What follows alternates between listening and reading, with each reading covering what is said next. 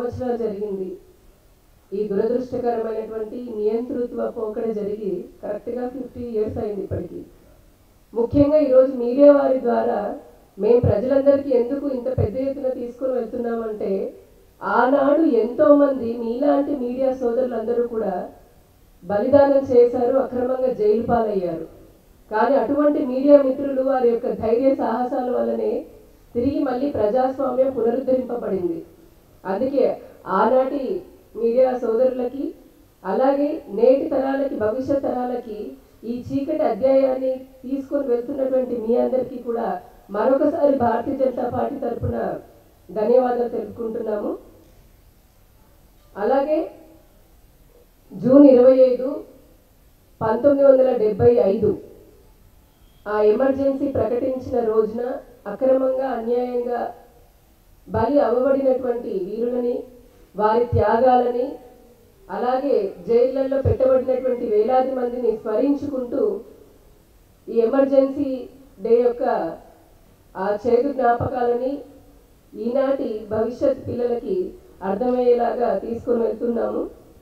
అప్పటి ప్రధాని ఇందిరాగాంధీ ఒకసారి మనం చూసుకుంటే ఇప్పుడున్నటువంటి తరాలకి సోనియా గాంధీ అనధికార ప్రధాని మంత్రిలాగా ఉండి ఈ భారతదేశాన్ని అవినీతిమయం చేసినటువంటిది కొంతవరకు ఈ తరానికి అర్థమవుతుంది.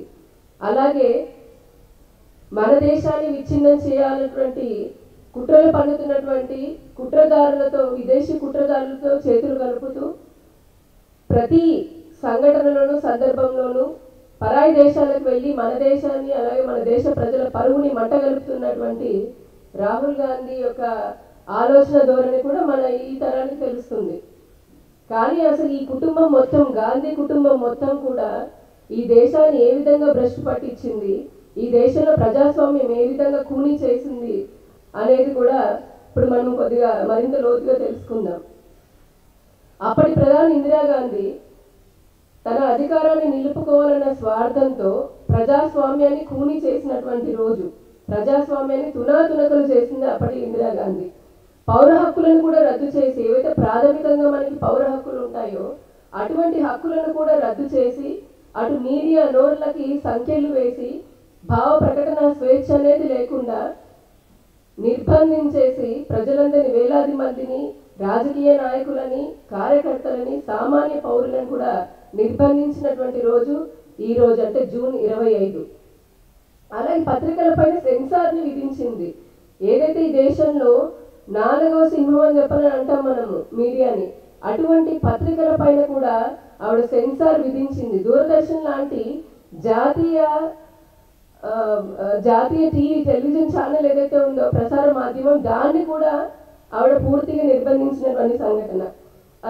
ఇదంతా ఎందుకు వచ్చింది? ఇదంతా ఏదో పక్క దేశం మన పైన యుద్ధానికి వచ్చిందనో లేదంటే అంతర్గతంగా ఇంకోటేదో జరిగిపోతుందని అనుకున్న సందర్భంలో, శాంతి భద్రతలు ఫెయిల్ అయ్యాయి అనుకున్న సందర్భంలో ఎప్పుడైనా ఎక్కడైనా ఎమర్జెన్సీ లాంటిది పెడితే దానికి ఒక అర్థం ఉంటుంది. కానీ కేవలం అలహాబాద్ హైకోర్టు తన ఎంపీ ఎన్నిక చెల్లదు అని చెప్పినందుకు తాను మళ్ళీ ప్రధానమంత్రి అవను అని చెప్పాలని తెలుసుకున్నటువంటి ఇందిరాగాంధీ ఇటువంటి ఎమర్జెన్సీ డేని అర్ధరాత్రి పూట ప్రకటించి ఈ దేశంలో ప్రజాస్వామ్యాన్ని అంటే రాజ్యాంగం గురించి మాట్లాడుతున్నారు. మళ్ళీ మనం ఒకసారి గుర్తు తెచ్చుకోవాలి. ఇంతటి రాజ్యాంగాన్ని అపహాస్యం చేసి అసలు రాజ్యాంగమే లేకుండా ప్రజాస్వామ్యమే లేకుండా చేసినటువంటి ఇందిరాగాంధీ ఆమె వారసులు ఈ రోజున సోనియా గాంధీ కానీ లేదంటే రాహుల్ గాంధీ కానీ ప్రియాంక గాంధీ కానీ బయటకు వచ్చి రాజ్యాంగం గురించి అని చెప్పని మాట్లాడుతూ ఉంటారు. వాళ్ళు ఇది ఎంతటి విడ్డూరమో మనకు అర్థమవుతుంది. వాళ్ళ గుర్తు లేదా, గుర్తుండి కూడా కావాలని చెప్పని ప్రజల్ని ఇంకా మభ్యపెట్టే పనిలోనే కాంగ్రెస్ నాయకులందరూ కూడా తిరుగుతూ ఉన్నట్టున్నారు. రాజ్యాంగాన్ని విచ్చలవిడిగా అధికారం కోసం పదవి కోసం అని చెప్పని ఆమె మార్చేసింది, ఎన్నోసార్లు మార్చింది కాంగ్రెస్. దేనికోసం? దేశ హితం కోసమా? ప్రజలకి మంచి పథకాలను అందించడం కోసమా? లేదంటే భారతీయ జనతా పార్టీ తీసుకున్నటువంటి సంస్కరణలు ఏ విధంగా అయితే 370 అధికరణ కానివ్వండి, ఇతరత్ర బిల్లులు ప్రజలకు పనికొచ్చే బిల్లుల కోసం మేము రాజ్యాంగాన్ని కొన్నిసార్లు సవరించాము. కానీ కాంగ్రెస్ ఉన్నప్పుడు అటు నెహ్రూ మొదలుకొని ఇటు సోనియా గాంధీ వరకు ఉన్నప్పుడు కూడా, అంటే అనధికారికంగా ఇక్కడ చెప్తున్నాను, వారి పాలన ఉన్నంత వరకు కూడా వారు తమ స్వార్థ రాజకీయాల కోసం మాత్రమే రాజ్యాంగాన్ని మారుస్తూ వచ్చారు. అలాగే ఈ చీకటి రోజుల కాలంలో 200 పైగా పాత్రికేయులు జైలుకి వెళ్ళారు. ప్రజల పక్షాన ప్రజల గొంతుకే నిలబడేటటువంటి పాత్రికేయులు, నిజాన్ని నిర్భయంగా ప్రజలకు చెప్పేటటువంటి పాత్రికేయులు, అటువంటి వారిని 250 మందిని జైలుకు పంపినది ఇందిరాగాంధీ. 1,00,000 మందికి పైగా సత్యాగ్రహులు ఏ విధంగా అయితే దేశం కోసం, స్వాతంత్రం కోసం పోరాటం చేశారో ఆ తర్వాత కూడా దేశ హితం కోసం పోరాటం చేసినటువంటి వారు, అప్పట్లో ఉన్నటువంటి దేశ స్వాతంత్రం కోసం పోరాడినటువంటి వారు కూడా తర్వాత 1975 ఈ ఎమర్జెన్సీ కాలంలో కూడా ఇంత అప్రజాస్వామిక చర్యని తులనాడుతూ రాజ్యాంగాన్ని కాపాడుకోవాలని చేసే కృషిలో 1,00,000 మందిని రాత్రికి రాత్రి జైళ్లలో పెట్టించింది ఇందిరాగాంధీ.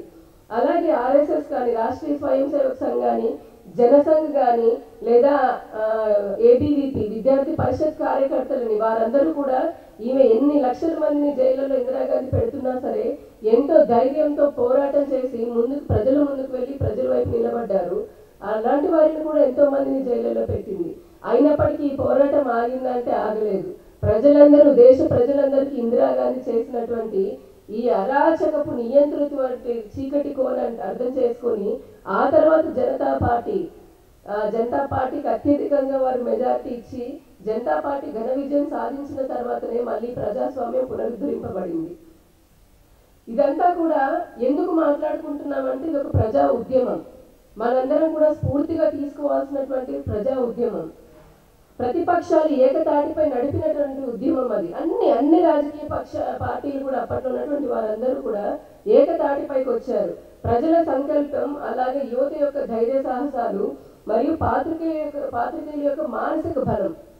పాత్రికేయులు వారు ఏదైనా సరే అంటే ప్రజలకి కానీ ప్రభుత్వానికి కానీ మధ్యలో వారధిలాగా ఉంటారు.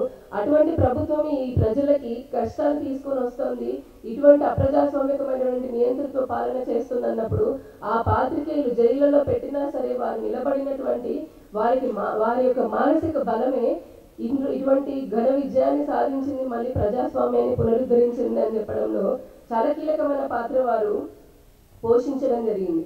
ఈ రోజు మనందరము బలిదాన దినంలాగా దాన్ని గుర్తించుకోవాల్సినటువంటి అవసరం ఉంది. అలాగే ఇది కేవలం గతాన్ని, ఇప్పుడు మీరు అనుకోవచ్చు ఎందుకు ఇదంతా మనం గతాన్ని గుర్తు చేసుకోవడం అని. ఈ గతాన్ని గుర్తు చేసుకోవడం ద్వారా ఏంటంటే భవిష్యత్తులో ఇటువంటి నియంతృత్వపు పరిపాలన కానీ, లేదంటే ఈ దేశ ప్రజలపైన అటువంటి మళ్ళీ కుట్ర కోణాలు ఏవి జరగకుండా ప్రజలు కూడా జాగరూకులై ఉంటారు. ముఖ్యంగా ఈ తరపు యువత కూడా వారు జాగరూకులై ఉంటారు అని చెప్పిన ఒక దృక్పథంతో భారతీయ జనతా పార్టీ ఈ 50 సంవత్సరాల చీకటి కోణాన్ని తీసుకొని ప్రజల ముందుకు వెళ్తోంది. ఎందుకంటే ఇది ప్రజల యొక్క బాధ్యత ఎంతో ఉంది. ఇటువంటి కాంగ్రెస్ లాంటి పార్టీలని లేదా దేశాన్ని విచ్ఛిన్నం చేసేటటువంటి భావజాలం కలిగినటువంటి నాయకులని ప్రజల దగ్గరికి రానియకుండా చూసుకోవాల్సినటువంటి బృహత్తరమైనటువంటి బాధ్యత కూడా ప్రజల పట్లే ఉంది. నెహ్రూ నుండి రాహుల్ వరకు మనం ఒకసారి చూస్తే ఆ రోజు నెహ్రూ గాంధీ నుండి ఈ రోజు ఉన్నటువంటి రాహుల్ గాంధీ వరకు కూడా ఈ కుటుంబం మొత్తం కూడా ప్రజాస్వామ్యాన్ని, రాజ్యాంగాన్ని కూని చేస్తూనే వచ్చారు. ప్రతి సందర్భంలోనూ నెహ్రూ దేశాన్ని అక్రమంగా, అన్యాయంగా దేశాన్ని ముక్కలు చేసి పరాయి దేశాలకి పప్పు బెల్లంలాగా పెంచినటువంటి తాత నెహ్రూ. ఆ తర్వాత ఇందిరాగాంధీ ప్రజాస్వామ్యాన్ని ఏకంగా, ఇప్పుడు మనం అదే మాట్లాడుకుంటున్నాం, ప్రజాస్వామ్యాన్ని మొత్తంగా తీసుకుని జైల్లో పెట్టినటువంటి తల్లి అమ్మ ఇందిరాగాంధీ. దేశాన్ని అవినీతిమయం చేసినటువంటి కొడుకు ఎవరు? రాజీవ్ గాంధీ. అలాగే ఇప్పుడున్నటువంటి మనవడు, వీళ్ళందరికీ రాజకీయ వారసుడు, ఈ కుటుంబానికి రాజకీయ వారసుడు అనుకుంటున్నటువంటి రాహుల్ గాంధీ, ఆయన సైన్యాన్ని, మన దేశాన్ని, అలాగే ధర్మాన్ని అపహాస్యం చేస్తుంటామని అనుకున్నట్టుగా ఈ దేశం పాడైపోతే, నాశనం అయిపోతే చూడాలని కలలు కంటున్నటువంటి ఏకైక వ్యక్తి రాహుల్ గాంధీ. ఏమాత్రం దేశం పట్ల ప్రేమ, ధర్మం పట్ల భయము, భక్తి, ఇటువంటి విశ్వాసాలు ఏవి లేనటువంటి వ్యక్తి రాహుల్ గాంధీ. ఇక అనధికార ప్రధానిగా ఉన్నటువంటి సోనియా గాంధీ, ఆమె భర్త చేసినటువంటి అవినీతి పాలనను ముందుకు దగ్గరుండి తీసుకుని వెళ్ళింది. ఇలా కుటుంబం మొత్తం చూస్తే ఆ రోజు నుంచి ఈ రోజు వరకు కూడా ఈ దేశాన్ని విచ్ఛిన్నం చేస్తూ, ముక్కలు చేస్తూ, కులాల వారీగా, ప్రాంతాల వారీగా విడగొడుతూ ఈ దేశ ప్రజలని కష్టాలు పెట్టేటటువంటి భావజాలం కలిగినటువంటి వ్యక్తులే. వెళ్ళది పేరు మారిందంతే. అప్పుడు నెహ్రూ కాస్త ఇందిరా అయింది, ఇందిరా కాస్త రాజీవ్ అయింది, రాజీవ్ కాస్త సోనియా, సోనియా కాస్త రాహుల్, రాహుల్ కాస్త ఇప్పుడు పేర్లు మారుతున్నాయి, కానీ వీరి ధోరణిలో మటుకు ఎటువంటి మార్పు లేదు. ఇప్పటికీ కూడా ఈ గాంధీ కుటుంబం అంతా దేశ ప్రజలని, దేశాన్ని తమ బానిసల్లాగానే అనుకుంటున్నారు. ఈ దేశం వారి యొక్క రాజ్యం అనే ఆలోచనలోనే ఉన్నారు.